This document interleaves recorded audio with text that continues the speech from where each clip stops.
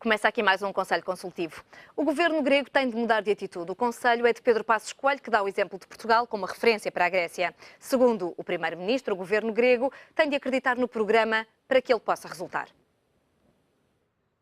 No dia em que a Grécia recebeu dinheiro fresco para pagar ao FMI e ao Banco Central Europeu, Passos Coelho deu um conselho a Alexis Tsipras. É necessária uma atitude diferente da parte do governo grego para que as coisas possam resultar. Não há nenhum programa que funcione se os governos que têm de os executar não estiverem totalmente empenhados nessa execução. E é muito difícil pedir a todos os parceiros que financiem uma coisa em que se não acredita. É a mesma coisa que ir ao banco pedir um empréstimo para financiar um projeto empresarial que se diz à cabeça que não vai resultar. Não há banco nenhum que empreste. O primeiro-ministro fala por experiência própria. Primeiro é preciso criar confiança, depois fazem-se os ajustamentos que forem necessários e, por fim, teremos alguma coisa que possa funcionar como funcionou em quase todos os outros sítios. Passos Coelho reconhece que os desafios internos na Grécia são grandes, que o país fez os maiores esforços de medidas de austeridade, mas com menos resultados do que em Portugal e na Irlanda. Numa plateia de administradores de empresas, o primeiro-ministro recusa a ideia que a Europa empurrou a Grécia para o abismo. Foi a Grécia que pediu ajuda. Já houve 2 programas de ajuda que foram carregados para a Grécia no valor, em conjunto, de quase 240 mil milhões de euros, que é uma coisa astronómica, acho que se pode dizer astronómica. Há um terceiro programa que está a caminho, que pode chegar a cerca de 86 mil milhões de euros, e pelo caminho foram perdoados cerca de 100 mil milhões de euros de dívida à Grécia. Se isto não é solidariedade na Europa, eu não sei o que é solidariedade. Apesar da solidariedade europeia, Passos Coelho admite que o sucesso da Grécia não depende apenas do país. A União Europeia também tem de avançar na sua construção e voltou a insistir na criação de um Fundo Monetário Europeu. A nossa experiência nos últimos 5 anos e também a dos últimos meses diz-nos que precisamos de um mecanismo de ajustamento financeiro permanente para prestar apoio técnico e financeiro aos Estados-membros confrontados com situações de insustentabilidade. Este mecanismo deve ser mais autónomo dos governos nacionais em termos de tomada de decisão. Seria um passo decisivo para deixarmos de conceber e transformar cada intervenção europeia num Estado-membro em dificuldades numa espécie de jogo de soma nula, em que aquilo que uns ganham corresponde na mesma proporção ao que os outros perdem. Foi esta a proposta de Passos Coelho aos parceiros europeus. O primeiro-ministro acredita que a Europa vai caminhar para o FME mais cedo do que se pensa. Conselho Consultivo hoje com as presenças de Miguel Prata Roque, Joaquim Biancar Cruz e Paulo Pinto. Senhores, muito obrigada por estarem neste Conselho Consultivo. Vamos começar por aqui, pela minha esquerda, para lhe perguntar se Passos Coelho pode ou não dar conselhos à Grécia. Não, eu acho que Portugal, nós não temos, relativamente às outras soberanias, ao percurso que cada país leva e tem levado dentro da União Europeia, com certeza que podemos comentar, porque hoje, quer dizer, a União Europeia tende para braços e para políticas de solidariedade e, no fundo, não podemos esquecer também a orgânica, não só do Eurogrupo, mas de um conjunto de órgãos que realmente há na União Europeia, mas nós não devemos, eu penso que não fica bem, até nas legislativas, como candidato a primeiro-ministro, e que supostamente a esquerda quer colar mais Pedro Passos Coelho àquela forma de austeridade a todo o custo, e nomeadamente para a Grécia, eu penso que Passos Coelho não deve continuar com um discurso muito colado à situação grega. Portugal é Portugal, Grécia é Grécia, Espanha é Espanha, Irlanda é Irlanda, e assim devemos continuar e a ver quem sai primeiro e quem sai melhor. Paulo Pinto, gostava de ter também a sua opinião relativamente a estes conselhos que ouvimos. Basta acreditar para tudo correr bem na Grécia, ou pelo menos tudo deve começar por aí? Eu creio que o Dr. Passos Coelho, enfim, assusta as pessoas, pelo menos as mais bem informadas, julgo eu, com este tipo de declarações, porque nós temos 288 mil milhões de dívida, creio. A 1%, estamos a falar de 2,8 mil milhões. O nosso PIB é de cerca de 174. A 1% de crescimento, estamos a falar de 1,7 mil milhões. Só nisso existe 1.000 milhões de diferença, o que quer dizer que nós não estamos em condições nem de pagar a dívida, nem de pagar a amortização da dívida. Esse é matemática, não é política. São factos insofismáveis. A verba que foi contabilizada de juros o ano passado são de 7.000 milhões, porque a nossa taxa de juros não está a 1%. E, portanto, eu creio que é extremamente perigoso estarmos a falar relativamente a outros países, neste caso como a Grécia, quando não houver mais nada para dizer sobre a Grécia, de certeza absoluta que as atenções vão se focar no elo mais fraco seguinte. E o elo mais fraco seguinte chama-se Portugal. Portanto, eu não creio que haja nenhum interesse em estar a falar desta situação e eu queria, enfim, recomendar até que nos focássemos todos noutra coisa que fosse mais importante ou menos importante. E aquilo que é mais importante, creio eu, é nós ganharmos novamente a nossa liberdade financeira. Porque só com a liberdade financeira é que nós podemos ser verdadeiramente livres e democratas até. E depois falar de democracia e outras coisas assim no género. Enquanto não tivermos essa liberdade financeira, eu creio que é extremamente perigoso estarmos a falar destas coisas.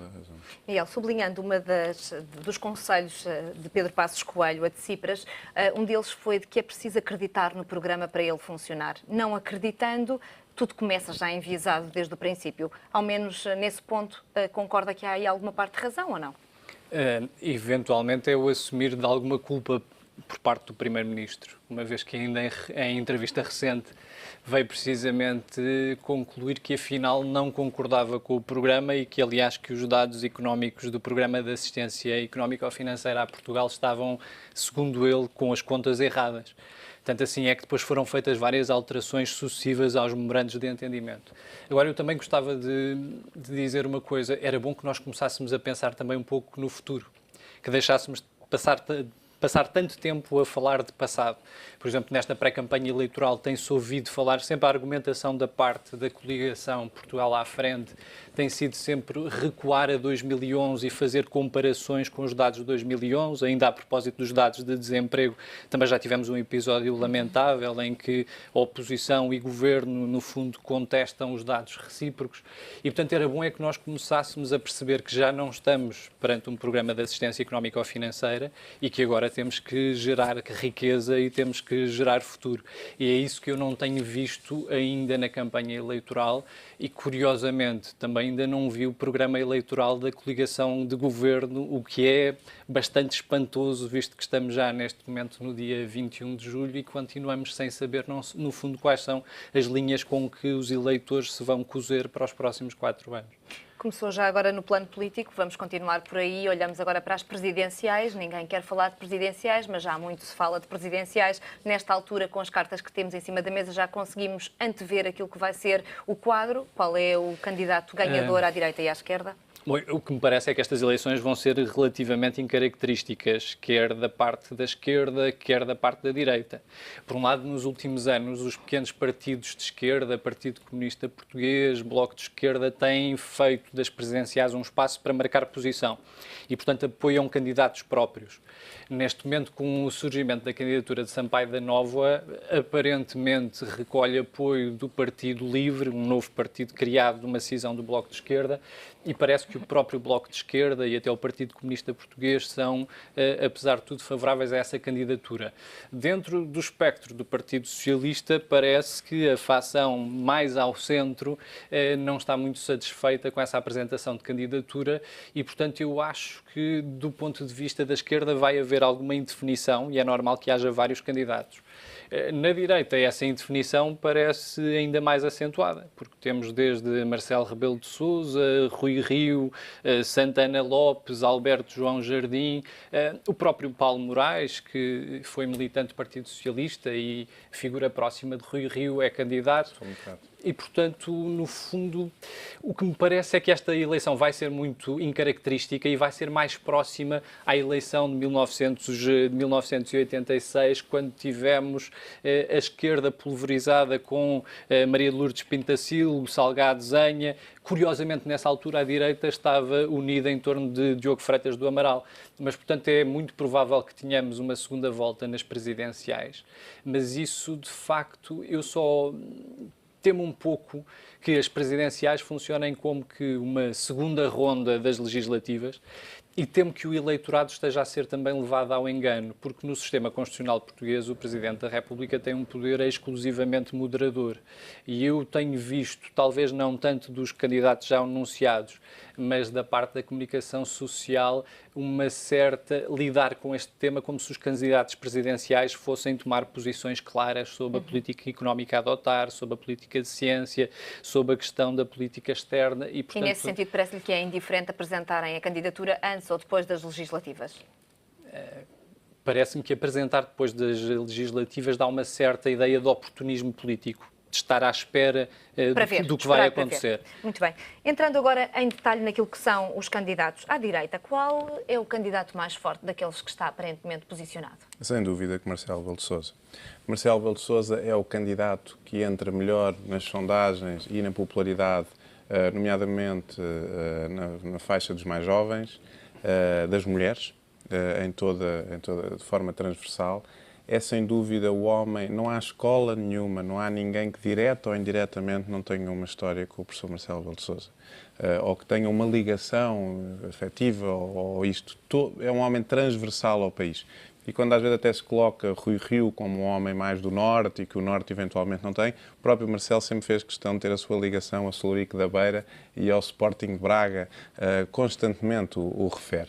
É um homem transversal, é um homem que, em termos até de reuniões internas ou, por vezes, movimentos dentro do Partido Social Democrata, é um homem que enche as salas ainda hoje. Mas não é propriamente aquele que tem sido o perfil do nosso Presidente da República. Espera aí, já vou. E é um homem que tem sido, enfim, é um homem que está desde a gênese do Partido Social Democrata, é um homem que na democracia participou de formas diversas. Acho que merece, sinceramente, no meu caso pessoal, acho que sinceramente merece ter uma oportunidade de um cargo de Estado e de poder dar um testemunho na nossa democracia.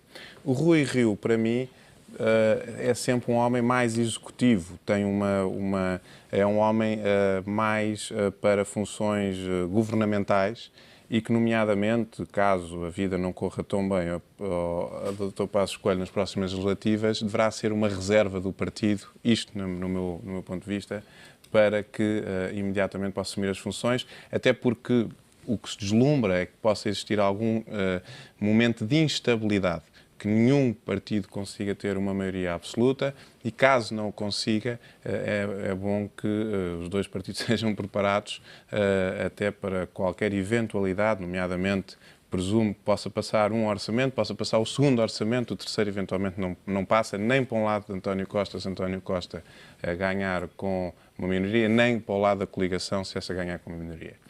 Os outros candidatos, enfim, Santana Lopes gosta de se apresentar, mas já não, evidentemente que nunca subestimem a Santana Lopes. Como Mitterrand dizia-se que Mitterrand tinha 9 vidas, o mesmo digo a Santana Lopes. Enfim, depois os outros de direita, estão a perguntar, não comento, porque, quer dizer, são pequenas candidaturas, são suspeições, mas estas são as significativas que estão na mesa relativamente à direita. Porquê que Passos Coelho prefere Rui Rio a Marcelo Rebelo de Sousa? Tecnicamente, porque não fica atrás dele para qualquer... Ele fica a liderar o partido durante mais tempo, mesmo que esteja em oposição, sem essa... Porque Rui Rio, no fundo, representa toda aquela ala que Passos Coelho quebrou quando ganhou em Congresso. É uma ala que pode estar agora menos visível, mas é Rui Rio que neste momento... portanto, é o general dessa própria ala, e, portanto, se ele estiver na reserva, Passos Coelho tem menos espaço até para, no fundo, lidar na oposição a António Costa e tentar derrubar António Costa passado 2 anos num governo de minoria. E, portanto, Rui Rio, estrategicamente, é bom que esteja presidenciável, isto no meu ponto de vista, ou seja, em termos de estratégica política, Por outro lado, há aqui uma situação que Marcelo Rebelo de Sousa, dentro do partido, tanto na altura de professor Cavaco Silva, como é um homem que pensa por ele. Portanto, não é um homem de uma facção do partido, ou disto. É um homem que é ele. Marcelo Rebelo de Sousa é ele. Nós conhecemos ao domingo, sabemos como é que ele é. E, portanto, não é supostamente um presidente que, se calhar, é mais agradável para um primeiro-ministro, ter um presidente mais próximo ou, eventualmente, mais previsível a sua atuação. Marcelo não é de todo previsível. E, portanto, é evidente que percebo que Passos Coelho tenha mais essa eventual preferência por Rui Rio. Paulo Pinto, à esquerda, Sampaio da Nóvoa está condenado a ficar como independente com o aparecimento de Maria de Belém Roseira? Tânia, eu não sou a pessoa mais indicada para comentar política, nem candidatos presidenciais. Não tenho uma opinião sobre isso. Pessoalmente, quem é que gostava de ver como Presidente da República? Alguém que lhe suscite mais confiança? Eu gostava que esta questão das presidenciais tivesse muito menos importância. Isso era aquilo que eu gostava. Porque eu quase que apostaria que ninguém aqui na mesa sabe quem é o Presidente de Itália ou o Presidente grego. É por isso que eu sou adepto da causa monárquica. E creio que a figura do Presidente em Portugal deveria ser exatamente a mesma coisa. Uma figura recatada, apagada e que... Mas mais apagada do que Cavaco Silva tem, na sua opinião? Bem, eu acho... Um perfil mais low profile? Enfim, se ele é apagado, não sei porque é que se fala tanto dele, nem das mensagens que ele costuma dar ao país. Eu creio que sim, que deveria ser uma pessoa de que ninguém tivesse alguma preocupação, nem nenhuma aprovação em relação à pessoa.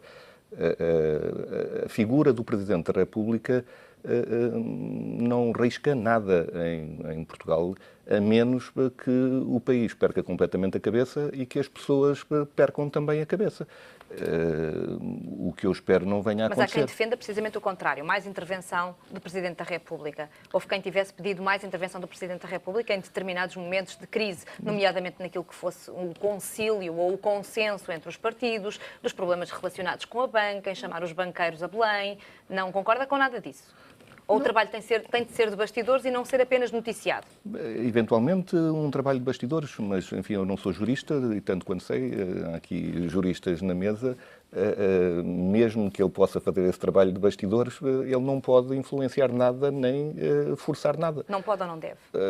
Eu creio que não deve, nem pode, as duas coisas. E eu creio que a importância que nós damos ao Presidente da República de Portugal é por questões políticas, porque o país é pequeno, aliás, o Joaquim Biancar acabou de dizer isso mesmo, que as questões das nomeações para presidentes têm a ver com questões políticas dentro do partido. Provavelmente no PS haverá o mesmo tipo de raciocínio e de problemas. E por isso creio que não será importante.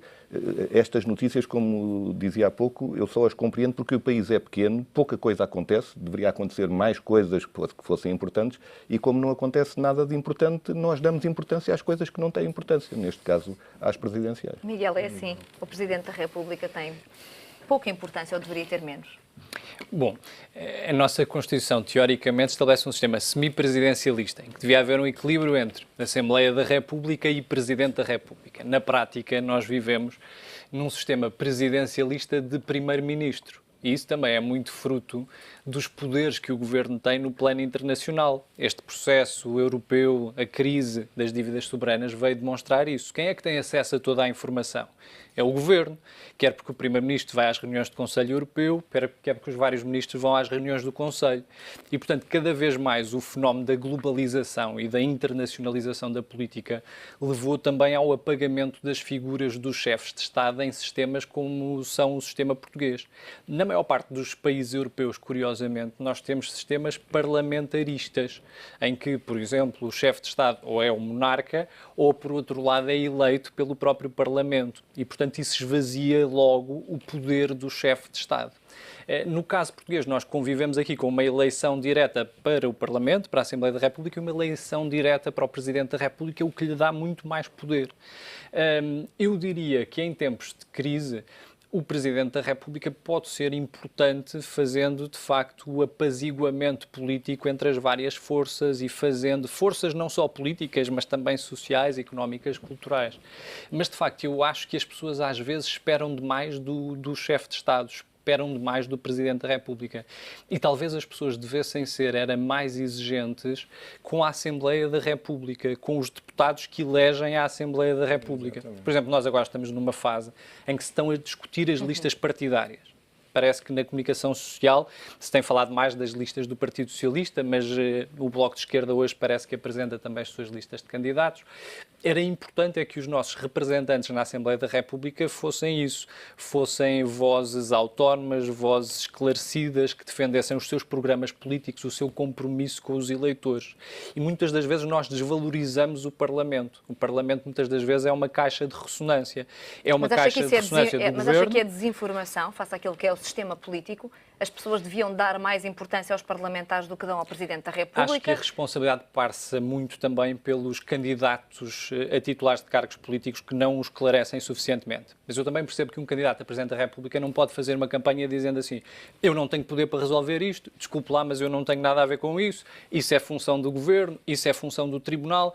E, portanto, por uma questão de manutenção até da autoridade política do cargo, os candidatos a Presidente tentam fazer um discurso em que mobilizem os eleitores. E a mobilização dos eleitores, às vezes, choca com a realidade e com os poderes concretos do Presidente. Posto isto e com esta explicação por parte de um jurista, dava-lhe o último minuto para lhe perguntar se isso desculpabiliza ou não grande parte das ações de Cavaco Silva, quando dizia muitas vezes que não podia intervir aí, isso passava para além da linha da responsabilidade dele.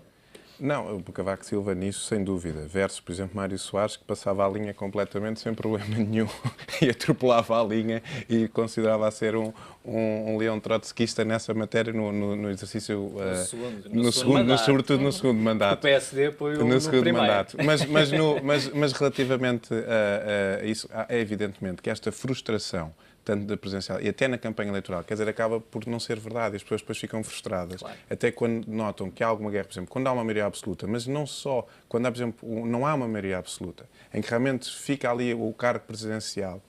E é um pouco frustrante, não só frustrante com a sua atuação relativamente ao Governo, na sua atuação política e relativamente àquilo que poderia sugerir em termos de desenvolvimento das políticas, mas também do ponto de vista internacional. Fica agarrado às Forças Armadas. E no ponto de vista internacional, são ilustres não conhecidos. Porque até o Dr. Mário Soares, que se achava o pai do Partido Socialismo Europeu, quando foi, em forma apoteose, para o Parlamento Europeu, foi vice-presidente com caridade.